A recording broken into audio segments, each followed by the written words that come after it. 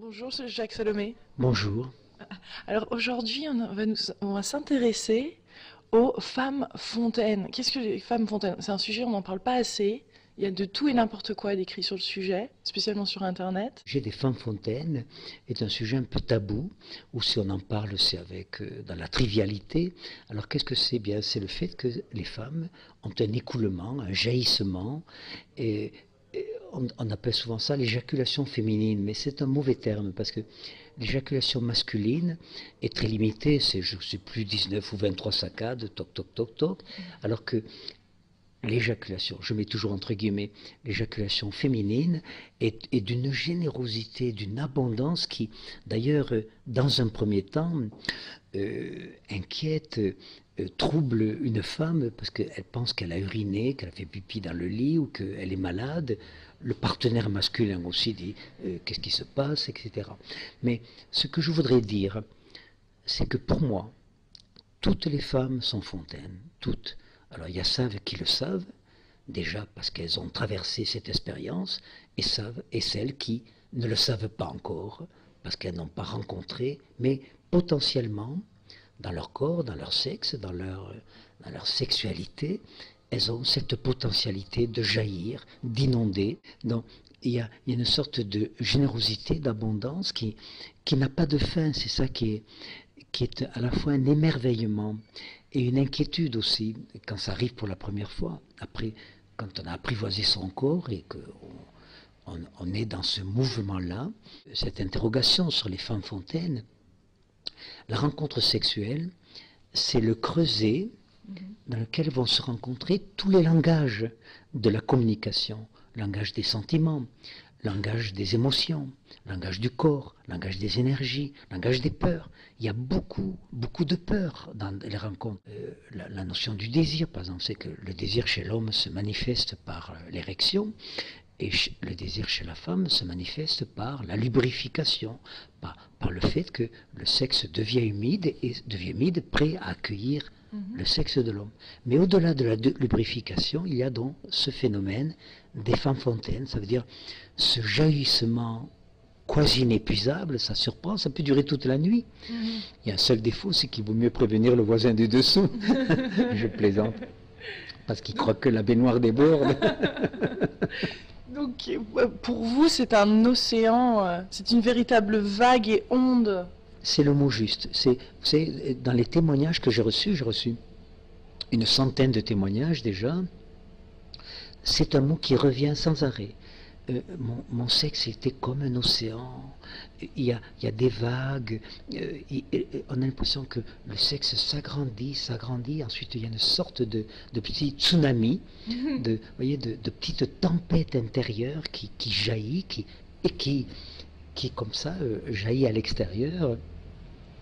Et donc qui au-delà des premières fois, enfin, je ne peux parler que pour moi, mais dans les témoignages des hommes que j'ai reçus aussi, qu'il y a une sorte de gratitude. Chez les hommes, un homme qui a vécu cela, il a une sorte de gratitude envers sa partenaire, parce que c'est un cadeau. C'est un cadeau gratuit, c'est un cadeau inouï, qui n'a pas d'autre fonction que d'être présent, là, d'être dans cette abondance, dans cette générosité, et dans le sens symbolique que cela. Combien de femmes m'ont dit, eh bien, c'est ce jour-là que je me suis mis au monde. C'est ce jour-là que je suis venu au monde comme femme. Et beaucoup de femmes ont ce sentiment que certaines ont le sentiment qu'elles seront femmes si elles ont un enfant ou si elles savent garder leur mari, qu'importe. Mais beaucoup ont l'impression qu'elles accèdent à la plénitude d'être femme à travers ce jaillissement que moi j'appelle l'effet source. Voilà, ce sera le titre de mon livre, l'effet source, parce que ça c'est très particulier aussi. Combien de femmes ont dit, avant que je découvre ça, j'ai l'impression que personne ne me voyait, que je ne déclenchais pas d'intérêt. Les femmes le savent, vous voyez bien le regard des hommes qui vous voient comme une femme, qui voient comme attirante. Et donc on sent ça, on sent qu'on est porteuse d'une reconnaissance vraiment comme être sexué, comme femme.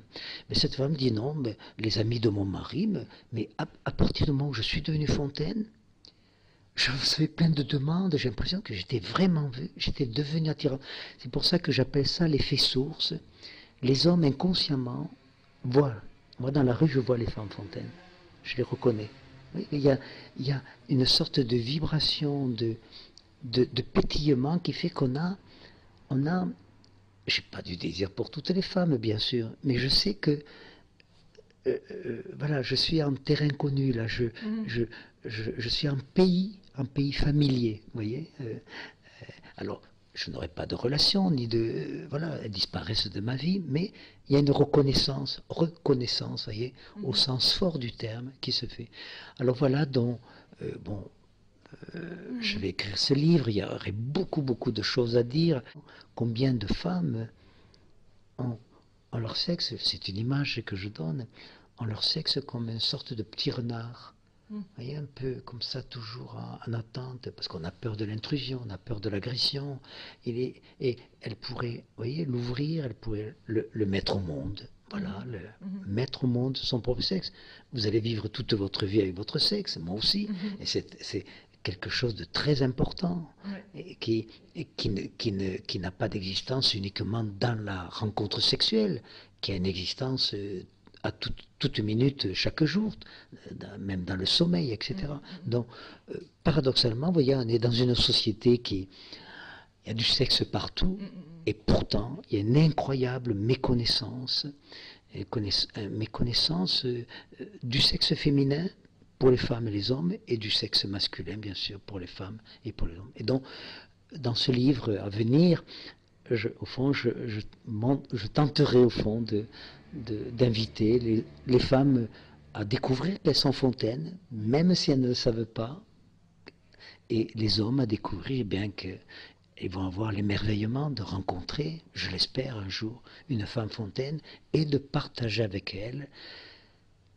Je reviens sur ces mots, cette générosité, cette abondance, le soleil que peut être un sexe féminin. L'accès à tout ça, c'est le lâcher prise.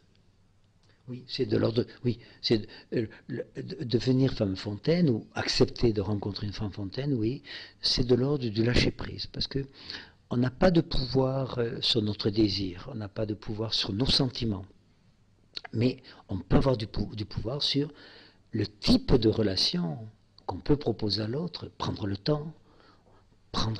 Nous allons trop vite d'écouter son corps, d'écouter le corps de l'autre, d'écouter au-delà de la montée du désir, le possible de ce partage généreux, abondant, libre. Il y a une liberté incroyable. Alors, au-delà des inquiétudes du début où on croit qu'on a uriné ou qu'on s'est trop laissé aller, il y a quand même cette réconciliation avec son propre sexe pour une femme, et au-delà avec toute sa féminitude, avec le fait d'être une femme et donc de se mettre au monde comme une femme.